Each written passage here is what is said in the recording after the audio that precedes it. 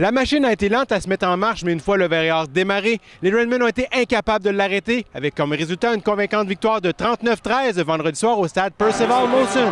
Le match a effectivement mal commencé pour les hommes d'André Beaulieu qui ont accordé des points dès les premières minutes de jeu. Le botteur Austin Anderson a donné les devants aux siens avec un placement de 25 verges. Les Sherbrookeois ont répliqué quelques minutes plus tard grâce au premier de 3 placements de William Dion, celui-là sur 31 verges. C'est un ballon échappé par le corps recru Jérémy Rock qui est à l'origine du premier touché du match. Voyant le précieux objet sur le sol, le secondaire Andy Niang s'en est emparé et galopé sur 41 verges pour un majeur qui portait la marque à 10-3 en faveur des Redmen à la fin du premier quart.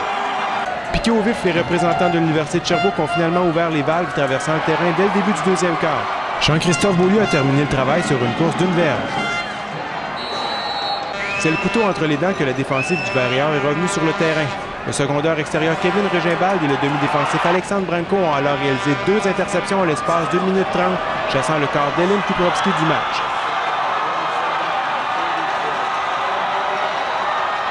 Simon Charbonneau-Campeau et Jérémy Rock ont essayé de conjuguer leurs efforts pour ajouter à l'avance de leur équipe. Le numéro 81 captant une passe de 18 verges bonne pour un toucher.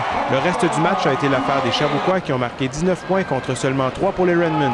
Ismaël Bamba en a profité pour marquer son premier touché dans l'uniforme du Verrières, tandis que Jean-Christophe Beaulieu a ajouté un deuxième majeur dans le match. C'était parti. Comme il a dit, on sait le talent qu'on a, puis il faut juste pouvoir le faire sur le terrain. On a tous eu du bon passé de football, mais là, c'est le passé, puis il fallait montrer ce qu'on est capable de faire aujourd'hui. Puis je pense qu'on a exécuté, on a fait ce qu'on avait dit de faire, puis si on faisait ce qu'on avait à faire, on allait avoir une bonne game, c'est ce qui est arrivé aujourd'hui. En deuxième demi, on a vraiment bien ressorti. Puis ça a juste fait du bien, là, des revirements, c'est ça qui fait gagner un match finalement. La défensive a vraiment bien joué en deuxième demi. C'est des balles qui ont été lancées dans ma direction, puis j'ai juste profité de l'occasion. J'espère qu'il va y en avoir d'autres comme ça cette année.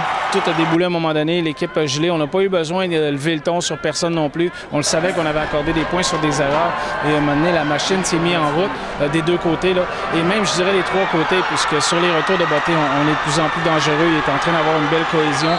Et puis, on intercepte. Donc, ma défensive, là, je suis vraiment excité de la vitesse qu'on a. Le prochain match du Verrières aura lieu le samedi 17 septembre à 19 h, alors que le Rouge et Or de l'Université Laval sera en visite au stade de l'Université de Sherbrooke. Pascal Morin, Verrières Télé.